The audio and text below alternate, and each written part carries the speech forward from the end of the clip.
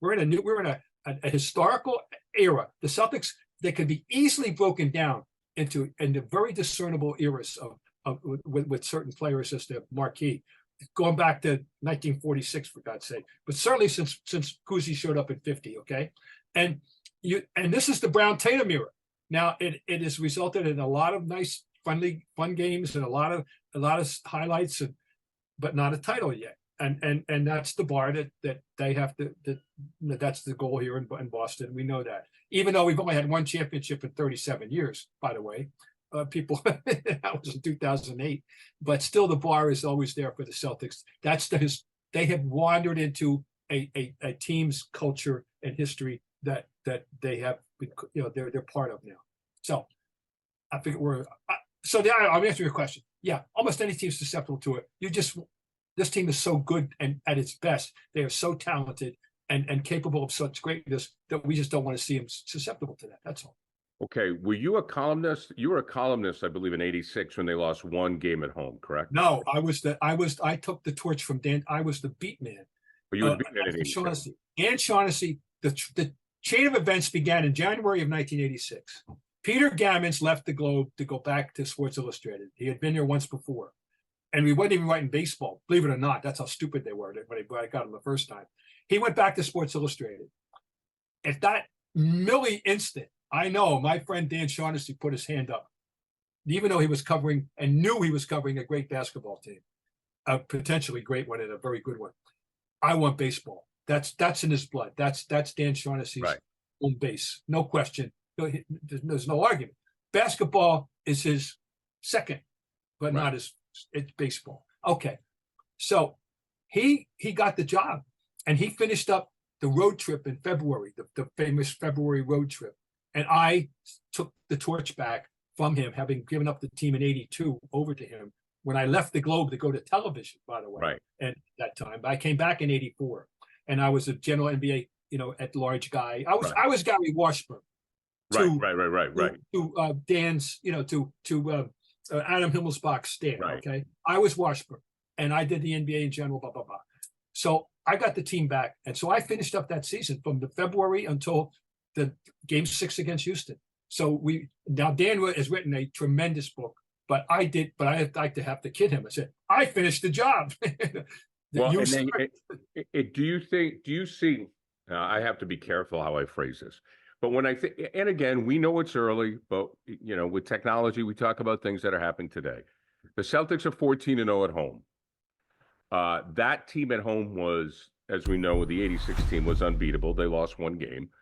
And is it possible for this team to accomplish something similar? I find it hard to believe because I have such an, exalted opinion of the '85-'86 team, which, by the way, technically speaking, was 37-1 here and 3-0 in Hartford, just so people know.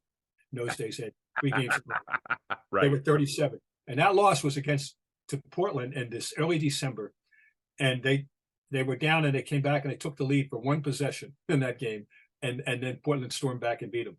The Flying Burrito Brothers, as Dan called them. But anyway, that was the Portland team that beat them. They beat them in early December. And their second, when they got into gear, they hit high gear in January and never took the foot off the pedal. It's at 1.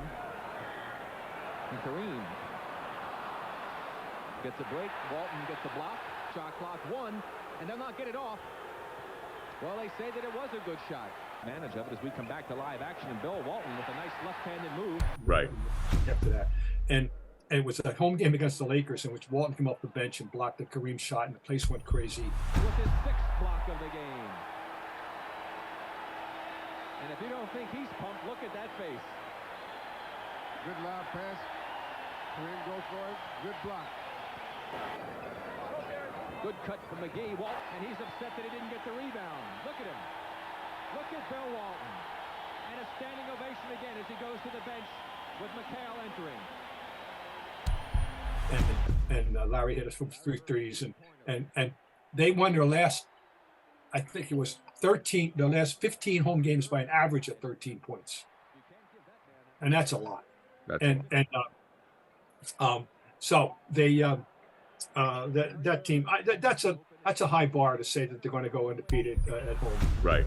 After that, but it's something to shoot for naturally. Does that tell you anything about this team?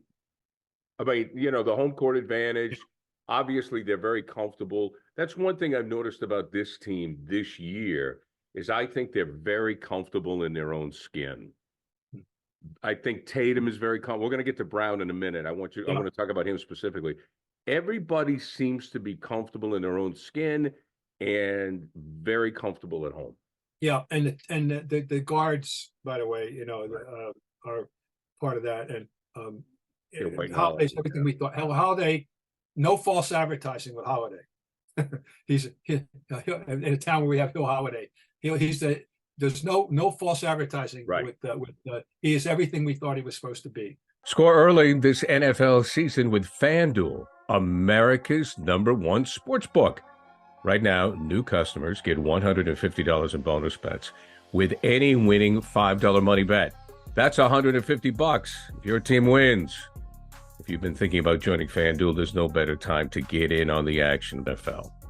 The app is so easy to use. There's a wide range of betting options, including you got spreads, you got your player props, you got over-unders, and more. So visit FanDuel.com/Boston and kick off the NFL season. FanDuel, official partner of the NFL.